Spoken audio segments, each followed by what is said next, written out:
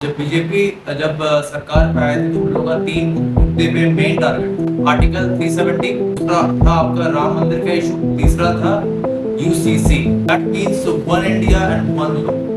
सो ये 3 मुद्दे पे बीजेपी का मेन टारगेट था। अभी आप बीजेपी का जब आप काम देखोगे तो आपको ऐसा एहसास होगा कि उन्होंने दोनों काम तो ऑलरेडी कर चुका है। आर्टिकल 370 भी उन्होंने हटा दिया, उसके बाद राम मंदिर का जो भी इशू था वो भी सॉल्व हो गया। तो तीसरा इशू है यूसीसी, वो भी बहुत जल्द मेरे ख्याल से सॉल्व हो जाना चाहिए, क्योंकि ऐसा लग रहा है कि जैसे बीजेपी गवर्नमेंट जिस हिसाब से काम चल रहा है उन लोगों का, उस हिसाब से ऐसा फील हो रहा है कि हाँ यूसीसी बहुत जल्द लग जाना चाहिए कॉन्स्टिट्यूशन। सो ये यूसीसी को अब जब आप देखोगे, आप काइंडली फॉलो करोगे तो आपको ऐसा लगेगा कि मुस्लिम्स फीमेल्स जो है यूसीसी को बहुत सपोर्ट कर रही है, और वहीं मुस्लिम्स मेल्स जो है यूसीसी को सपोर्ट नहीं कर रहे। इसके पीछे का रीजन क्या है? इस पीछे का मेन रीजन है वो आपको इस वीडियो में पता चलेगा। एक प्रोपेगेंडा है, इससे ज्यादा कुछ नहीं है। भारत के मुसलमानों के जो रिलीजियस प्रैक्टिसेस हैं, और हम किसी भी हाल में अपने इन चीज़ों को खोने को तैयार नहीं हैं। खुद कह रहा हूँ अव्वल तो लागू कर नहीं पाएंगे, लेकिन और हम इसकी मुखालफत भी करेंगे। अल्लाह के वास्ते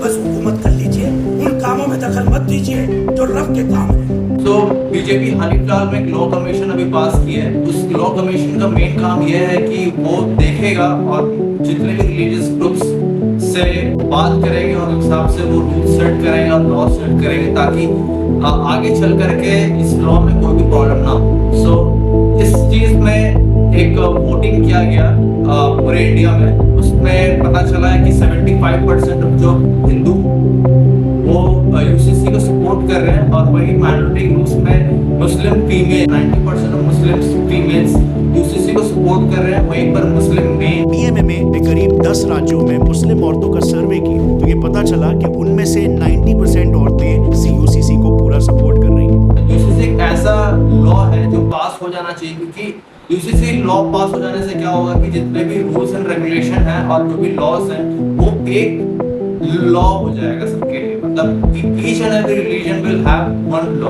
सो बहुत ज्यादा इंपॉर्टेंट है। अगर आप यूसीसी को देखोगे तो काइंडली यूएस में सिमिलर लॉ है जो सभी रिलीजन के लिए एक है।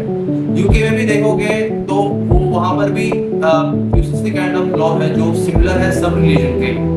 सो इसीलिए यूसीसी पास होना इंडिया के लिए बहुत इंपॉर्टेंट है, ताकि सभी रिलीजन के लिए एक ही लॉ रहे और सब भी एक ही लॉ को फॉलो करें। न्यूज चैनल्स के द्वारा ये बोला जा रहा है यूसीसी अगर पास हो जाता है तो सब लोगों को फोर्सफुली हिंदुइज्म को फॉलो करना पड़ेगा, हिंदुइज्म रिलीजन को फॉलो करना पड़ेगा। स्टेट गवर्नमेंट्स में जब आप देखोगे तो आपको पता चलेगा कि गोवा में यूसीसी ऑलरेडी एग्जिस्ट करता है। उत्तराखंड में अभी फाइनली जो करंट गवर्नमेंट है उत्तराखंड का वो ट्राई कर रही है कि यूसीसी उनके स्टेट में पास आउट हो जाए, और ताकि सब रिलीजन को एक ही लॉ फॉलो करना। तो आप ये सोच रहे हो कि यूसीसी हम लोग जब कॉन्स्टिट्यूशन बना था उस टाइम क्यों नहीं पास हुआ? यूसीसी उस टाइम इसलिए नहीं पास हुआ कि उस टाइम जो कॉन्स्टिट्यूशन बना रहे थे उन लोगों को ये लगा था कि अगर उस टाइम यूसीसी पास हो जाता तो उस टाइम बहुत ज्यादा राइट हो सकता है हिंदू मुस्लिम्स में और अदर कम्युनिटीज में, और बहुत ज्यादा वायलेंस हो सकता है। आप देखोगे इंडिया में तो हिंदू, बुद्धिस्ट, जैन और सिखों के लिए 1955 का लॉ फॉलो किया जाता है। वहीं मुस्लिम्स में मुस्लिम पर्सनल लॉ 1937 फॉलो किया, क्रिश्चियंस के लिए एक्ट ऑफ 1872 फॉलो किया जाता है, पारसीज के लिए 1936 marriage and divorce act follow किया जाता है। लेकिन आप जब इन सब लॉ को देखोगे तो जितने भी लॉज में उस समय चेंजेस किया गया गवर्नमेंट के द्वारा, बट मुस्लिम पर्सनल एक्ट में कोई पानी नहीं किया गया, जिसके वजह से आज भी जो मुस्लिम्स मैरिजेस होती है उन सब मैरिजेस में 3 तरह का प्रथा भी लागू होता है। पॉलीगैमी का हलाला, चाइल्ड मैरिज फॉलो किया जाता है, जो काइंड ऑफ एक ट्रेडिशनल मुस्लिम पीरियड में फॉलो किया जाता है, तो आज भी जायज है फॉलो करना है इंडिया में। तो यही चाहती है गवर्नमेंट की ये सब जो 3 प्रथा है जो मुस्लिम्स में चलती है वो सब खत्म हो। अंडर लॉ का मतलब कौन सा वाला लॉ? देश वाला हिंदुस्तान का लॉ नहीं, मुस्लिम पर्सनल लॉ। उसके अंतर्गत 15,000 रुपए जो मेरे इद्दत का पीरियड था, 3 महीने की जो तलाक होती है उसकी कीमत जो थी, मेरी शादी की, मेरी जिंदगी की जो अब तक की लाइबिलिटी उसकी जो आदमी की थी 15,000 रुपए थी, वो यूपीआई से मेरे अकाउंट में डाली, और 2,000 रुपए अली जो मेरा उस टाइम बेटा 1 साल का था, अभी 22 महीने का है, 2,000 रुपए अली के दूध की कीमत थी। कि ये मुस्लिम पर्सनल लॉ के मुताबिक बच्चे की लाइबिलिटी बाप के सिर्फ दूध की होती है, वो ये 2,000 रुपए, 17,000 रुपए, 2,000 रुपया, और ये शादी ओवर। उसके बाद जो ये 17,000 रुपए थे मैंने उनको वापस करे हैं, मैंने वो भी नहीं रखे हैं। तो ये सब चीजें जो गवर्नमेंट इस चीज पर ध्यान दे रही है और वो चाहती है कि ये सब 3 प्रथा जो मुस्लिम से फॉलो किया जाता है वो खत्म हो जाए। अब दूसरी शादी पे आती हूँ, जब उसने बकायदा, ऐसा मुझे कहीं और से नहीं पता चला है कि दूसरी शादी मुझे किसी ने कॉल करके या उसके किसी रिश्तेदार ने बता दी, बकायदा उसने कोर्ट में इनकम एफिडेविट लीगली बताया है कि मैंने दूसरी शादी कर ली है। बताइए, कोर्ट में आके बता रहा है। फिर उसके लिए भी मैं पुलिस थाने गई, उसके इनकम एफिडेविट के लिए वहां भी पुलिस वालों ने कहा मैम डिवोर्स हो या ना हो ये आप कोर्ट में तय करिए, लेकिन 4 शादी वो कर सकता है, उसको राइट है 4 शादी करने की, डजंट मैटर तलाक हो या ना हो। मुस्लिम्स में आप ये चीज नोटिस करोगे, मुस्लिम्स में मुस्लिम मेंस को ज्यादा फ्लेवर किया जाता है, वही मुस्लिम्स फीमेल्स को ज्यादा राइट्स नहीं मिला है, जो चाहती है कि गवर्नमेंट हर एक फीमेल्स को एक इक्वल राइट मिले, और इसलिए गवर्नमेंट चाहती है कि यूसीसी को लागू किया जाए एज अ काइंड ऑफ। मुस्लिम औरत और एक हिंदू औरत को जब आप कंपेयर करोगे तो जहाँ पर मुस्लिम औरत अपने शौहर के साथ उनका डिवोर्स होता है तो उसके बाद उसके बच्चे को उस अपने पिता के प्रॉपर्टी में कोई भी हिस्सेदारी नहीं मिलेगा। नहीं होगा तो हिंदू में जब कोई डाइवोर्स होता है तो उसके बाद उसको हिस्सेदारी भी मिलेगा और उसको पैसा भी मिलेगा और उसको बहुत ज्यादा और फैसिलिटीज मिलेगा। तो यही चाहती है कि जो फैसिलिटीज हिंदूज को मिल रहा है वो फैसिलिटीज मुस्लिम्स को भी मिले। देखिए, अगर वो मुस्लिम छोड़ के हिंदू है, जैन है, बौद्ध है, सिख है, पारसी है, ईसाई है, कुछ कोई भी है, अगर वो अपना तलाक चाहते हैं, दोनों अगर तैयार है तब, मैं अगर तैयार नहीं है फिर तो लंबा चले, फिर तो 1 साल 2 साल चल सकता है। दोनों अगर तैयार है, म्यूचुअली तैयार है, दोनों पति पत्नी चाहते हैं, अलग होना चाहते हैं, वो फैमिली कोर्ट जाएंगे, एप्लीकेशन देंगे, जज उनको 6 महीने का कूलिंग पीरियड देगा।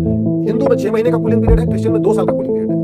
इन्हीं के साथ कंपेयर कीजिए, मान लीजिए हस्बैंड देना चाहता है, वाइफ नहीं देना चाहती, जैसे इनका केस है, तो कैसे होगा तलाक? नहीं, फिर तो तलाक नहीं होगा, बाकायदा मुकदमा चलेगा, दोनों पक्षों की जिरह होगी, दोनों परिवारों की बातचीत होगी। उसके बाद इनको, जब तक इनका बच्चा 18 साल तक नहीं हो जाएगा तब तक इनको भी मेंटेनेंस मिलेगा। इनके बच्चे को 18 साल तक की पूरी पढ़ाई लिखाई खर्चा और जो उसकी सैलरी है उस सैलरी के हिसाब से, जो मान लीजिए उसके पास खेत वेत है उसके हिसाब से, उसकी प्रॉपर्टी के हिसाब से एक फार्मूला तय होगा। तो एक अगर मान लीजिए कहाँ रह रही है उसमें भी तय होगा, तो मान लीजिए नोएडा में रहती है तो मतलब ऑन एन एवरेज इनको, इनके बेटे का भी जैसे 2 साल का है, अगले 16 साल तक अगर ये हिंदू होती तो इनको लगभग 25 से 30 हजार रुपए, हो सकता थोड़ा ज्यादा। तलाक होने तक वो शादी तो कर ही नहीं सकता। तो तलाक होने तक शादी तो कर ही नहीं सकता, बिल्कुल नहीं कर सकता जब तक इनका डिवोर्स नहीं हो जाएगा, और जब तक पूरा डिसाइड नहीं हो जाएगा मेंटेनेंस इनको डे 1 से मिलना शुरू हो जाएगा। एक तरफा तलाक हो गया, वो नहीं हो सकता था, इनको मेंटेनेंस मिलना चाहिए था, वो मेंटेनेंस उनको नहीं मिल रहा है, इनके बच्चे को उसकी प्रॉपर्टी में हिस्सा मिलता, वो भी इनके केस में एप्लीकेबल नहीं है, और शादी भी उसने कर ली है। ये बड़ा इंटरेस्टिंग है, अगर इनका तलाक हो भी जाता तो भी इनका बेटा अगर क्लेम करता कि मुझे पिता की प्रॉपर्टी में राइट चाहिए तो भी वो प्रॉपर्टी ले सकता है।